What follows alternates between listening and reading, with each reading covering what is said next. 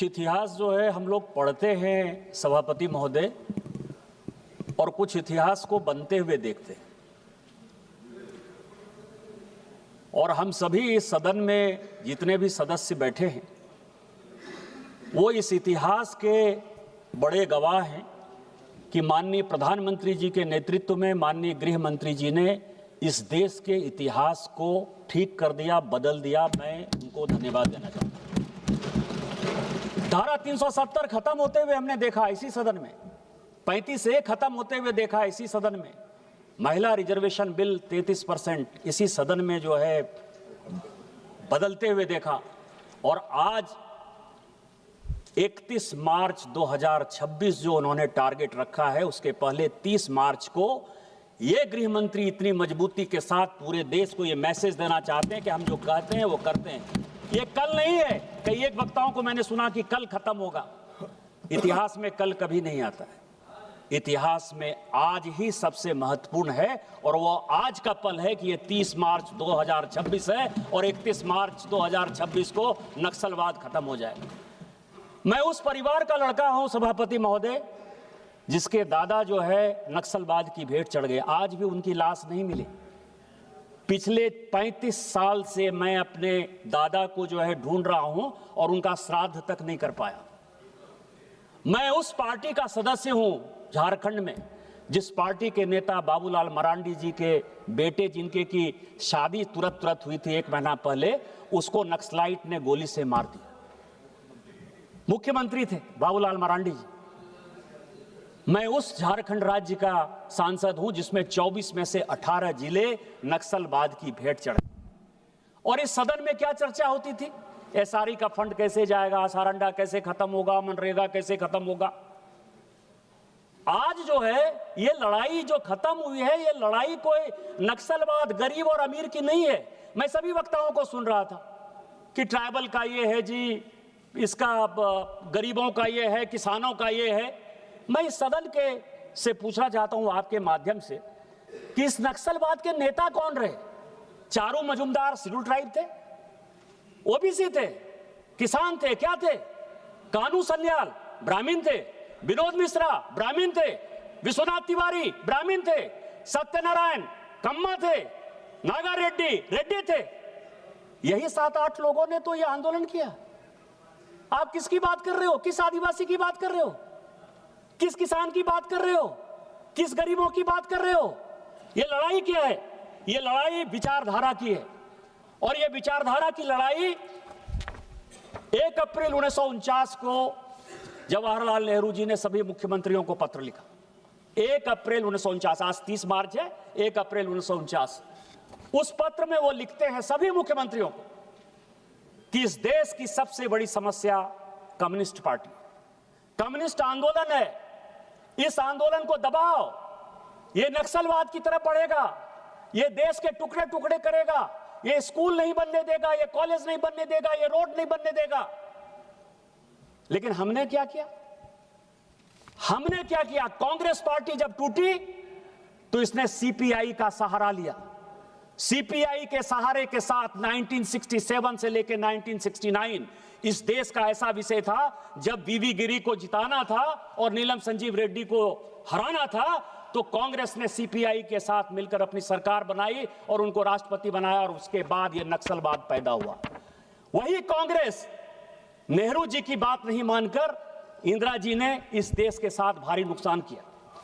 और क्या हुआ मैं आपको बताऊं कि सबसे पहला काम आदिवासियों का सबसे बड़ा अधिकार जो कांग्रेस ने खत्म किया, आर्टिकल 339 इस संविधान में लिखा हुआ है कि शेड्यूल 5, शेड्यूल 6 के जो जिले हैं, जो आदिवासी बाहुल्य जिले हैं, उसका पूरा का पूरा जो डेवलपमेंट का मॉडल है वो भारत सरकार अपने हाथ से बनाएगी।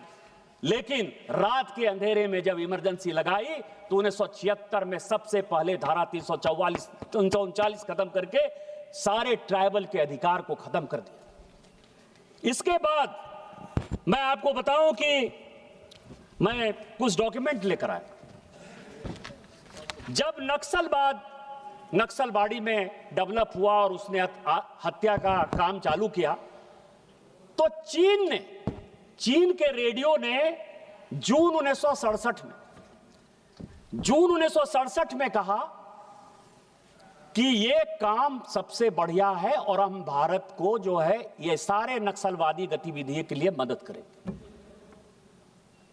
और 1969 का जो कम्युनिस्ट पार्टी का रिजोल्यूशन है चाइना का, वो ये कहता है कि हम पूरा का पूरा उसको समर्थन करेंगे। और आपने क्या किया?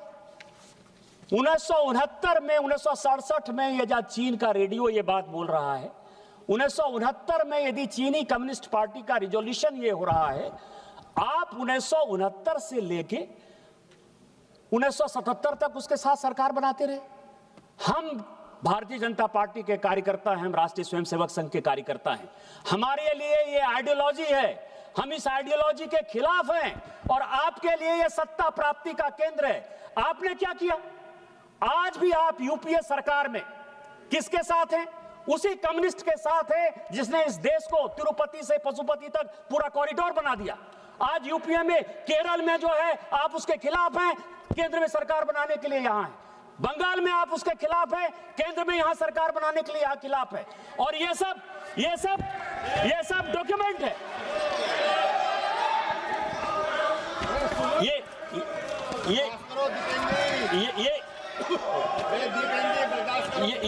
ये सब डॉक्यूमेंट है। अरे बर्दाश्त करो। ये सब डॉक्यूमेंट है और मैं डॉक्यूमेंट्री प्रूफ के साथ ये सारी बातें कर रहा हूं। आपको एक और आश्चर्य बना दूं दीपेंद्र जी, मैं बोलना नहीं चाहता था। 1969 में 15 नक्सलवादी चीन में ट्रेनिंग के लिए गए और वो जब लौट के आए तो 71 में उसमें से 8 लोगों को इसी कम्युनिस्ट पार्टी ने अपना एमएलए का टिकट दिया बंगाल के अंदर, क्योंकि ज्योति बसु का राना था। क्या बात कर रहे हो? और खोले और खोलना चाहते हो? 1980 के अंदर 35 लोग चीनी कम्युनिस्ट पार्टी के सदस्य होने के लिए गए, उनको ट्रेनिंग दिया गया और उत्तर प्रदेश के चुनाव में, झारखंड के चुनाव में, छत्तीसगढ़ के चुनाव में, बिहार के चुनाव में, बंगाल के चुनाव में, उसमें से 5 लोगों को कैंडिडेट बनाया आपने। पूरे चुनाव जीतने के लिए, पूरा चुनाव की लड़ाई लड़ने के लिए कांग्रेस पार्टी ने इस एलडब्ल्यू को बढ़ाया, उसने एक्सट्रीमिज्म को बढ़ाया, उसने आतंकवाद को बढ़ाया, जिसके कारण कि लोग गरीब रहे। आज जो हमने किया है, और बताएं, आज जो हमने किया है और माननीय गृह मंत्री जी ने किया है, ये सबसे इंपॉर्टेंट है। हमने जो है लोगों को लोग समझा है। प्रधानमंत्री जनमन कार्यक्रम है, धरती आबा कार्यक्रम है, बिरसा मुंडा को सम्मान देने का कार्यक्रम है, एस्पिरेशनल डिस्ट्रिक्ट के डेवलपमेंट का कारण है।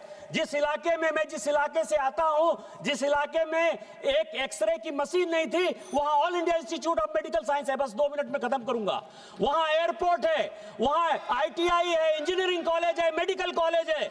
और आज उसी झारखंड में 18 में से एक भी जिला ऐसा नहीं है जो नक्सलवाद प्रभावित है। और यदि राज्य सरकार साथ देती तो आज झारखंड में जो है पूरा का पूरा कंप्लीट नक्सलवाद कल जब खत्म होगा तो बिना उस सरकार के सहयोग के खत्म होगा। इसीलिए मैं आपके माध्यम से, इस सदन के माध्यम से दोबारा माननीय प्रधानमंत्री जी के नेतृत्व में माननीय गृह मंत्री जी को धन्यवाद देना चाहता हूं कि आपने हमारे जैसे लोगों की पीड़ा को समझा। आज मुझे सबसे बड़ी खुशी होगी कि मैं दादाजी का श्राद्ध तो आज तक नहीं कर पाया, लेकिन नक्सलवाद का श्राद्ध करके इस सरकार ने मेरे मन की भावना को मजबूत किया। आपने मुझे मौका दिया। इन्हीं शब्दों के साथ जय हिंद, जय भारत।